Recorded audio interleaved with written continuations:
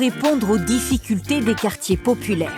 Hier, la Première ministre a dévoilé une série de mesures sécuritaires, mais ce matin, à Chanteloup-les-Vignes, la Première ministre a dévoilé sa feuille de route.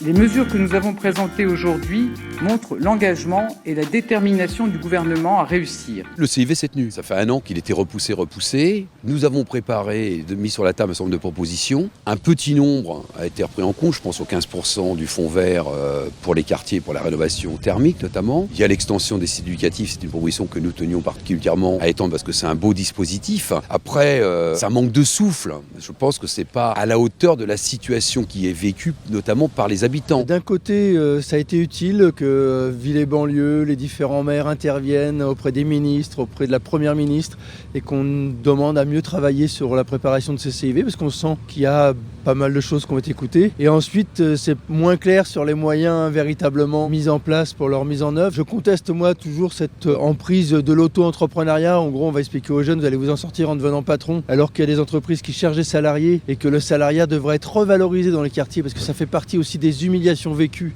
sur le fait que le salariat n'est pas valorisé dans notre pays. On n'est pas encore, on va pas se mentir, sur un CIV historique où vraiment tout est remis à plat. En revanche, il y a un certain nombre d'annonces qui ont été faites qui ne sont pas inintéressantes sur la question de la stratégie de peuplement, sur la question notamment des copropriétés dégradées aussi, avec une loi qui ne devrait pas tarder à arriver. Donc c'est déjà 2 éléments extrêmement impactants pour la vie quotidienne des quartiers. La transition énergétique qui n'avait jamais été retenue comme priorité dans nos quartiers, alors que c'est l'endroit où il fait le plus chaud en été, le plus froid en hiver, que les habitants ont eu des augmentations de charges considérables, alors que c'est ceux dont on sait très bien qu'ils coûtent le moins cher, qui sont les moins pollueurs, mais par contre qui n'ont pas la possibilité de gérer leurs propres économies. Donc là, 15% du fonds vert sur nos quartiers, c'est ce qu'on avait demandé, et ça c'est une attention particulière parce que c'est pas un fonds vert national, c'est comment on va cibler et donner un peu plus à la transition écologique dans nos quartiers. Tous, si nous tirons dans le même sens et que nous sommes à la hauteur des circonstances, nous pouvons faire naître l'espoir et créer les conditions d'un renouveau des quartiers en 2030.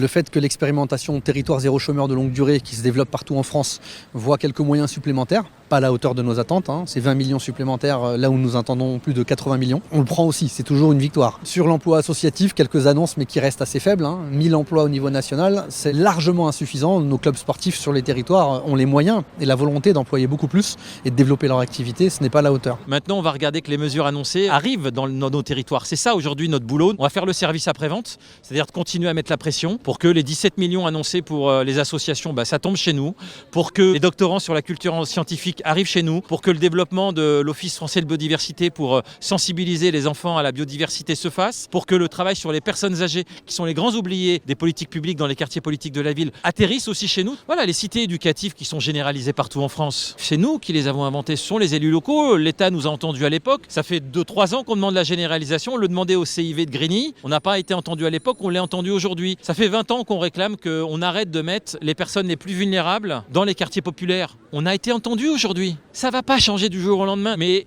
il y a un processus qui s'engage. Tout ça est un processus. Pas de baguette magique, mais un tablier, une méthode. Notre travail comme maire, c'est de mettre en application ce qui nous est proposé, bien évidemment, il y a beaucoup qui sont des propositions, et de surveiller la vraie mise en route de ces mesures. Tout est dans la confiance, dans le respect et dans la surveillance de la mise en application de grandes propositions nationales. Ville et banlieue va continuer son travail de présence, de proposition, toujours avec la même intention. Les quartiers populaires ne sont pas le problème, ils sont la solution.